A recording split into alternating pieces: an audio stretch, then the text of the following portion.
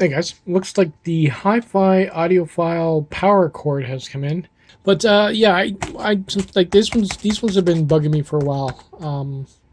I was just curious. I wanted to see what it's like. I needed one for the tube buffer anyway, so I could figure, after I'm done taking this apart and going over it, I can just basically use it no matter what condition it's in. It does feel pretty light, so I don't even know if it's got legitimate copper or not. It might be aluminum. But we're going to tear into this. This is not a review. Just going over it. Yeah, I need both hands for this. Let me put you over top here. There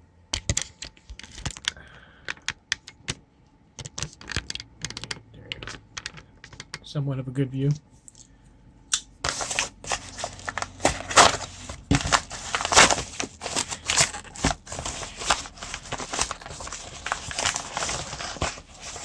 It doesn't look too bad.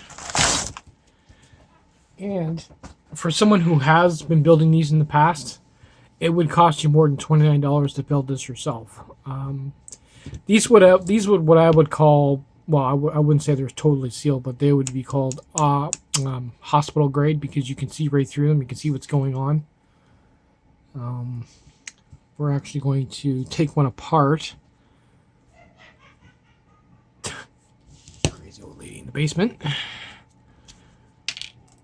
That looks pretty good. That ground pin there is a little, I don't know, questionable. Won't take me long to break that off. We're going to remove one of these just to see the gauge of the wire. Let's see what I got here.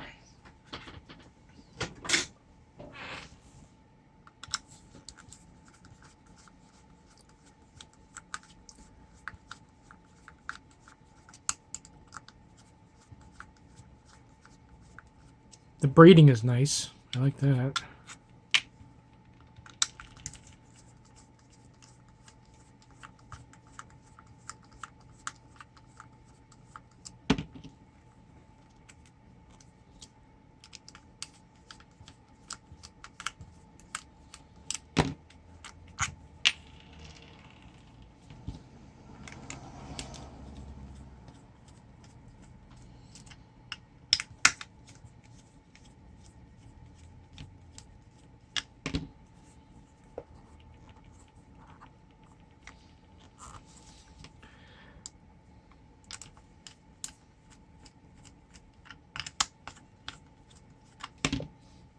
Here we go.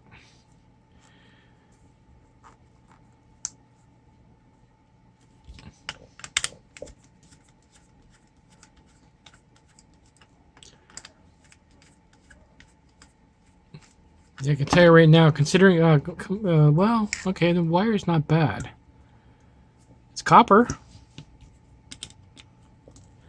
I thought it was thinner than this by the looks of it through the plastic, but it's not that bad, actually.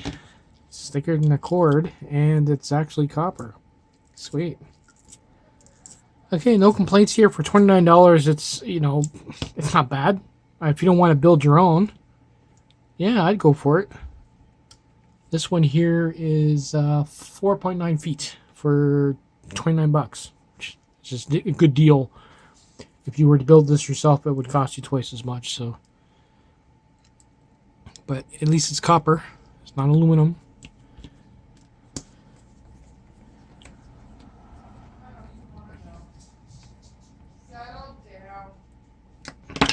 Yeah, so no problems with this. I like it. Yeah, I feel like I got my money's worth. I haven't even used it yet.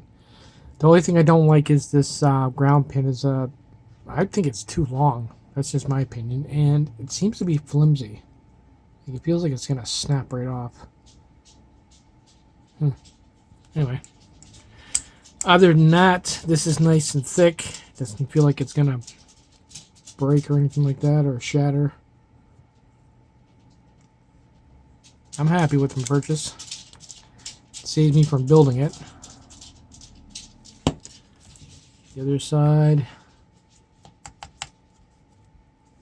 it's nice and solid. it'd be even cooler if they even put a little light in there. Yeah, even when you plug it in, it would show that it's active. Anyway, let me get this back together, and we'll set it up with the tube amp. Yeah, so it's a half-decent product. I'm really surprised they don't actually have a name of it. It just says HiFi Audiophile Power Cord. There's a model number on it. C-037. But it just says premium affordable audiophile AC power cable. Extremely high quality, very nice looking. Yeah. Good description of it. Let's go plug it in and see what it looks like. Well, not bad. She went in there nice and snug. It's not loose or anything. Worked with the new plug I just put on the tube amp. The nylon wrapping matches my RCAs that I just wrapped, so that's a bit of a bonus there. Yeah, no problems whatsoever with that. I would buy another one if I needed it. I'm not doing a mod on this receiver that needs it, so that would need it. But I figured I'd try it out and let you have a look on the inside if it was any good or not. And there, for $29, you're getting, yeah, it's pretty much a deal. By the time you get the cable together, the length of it, plus the two ends, plus the wire and the wrap and the shrink tubing, it's over $29. I don't even know how he makes money on that. I really don't. But no complaints. Later, guys.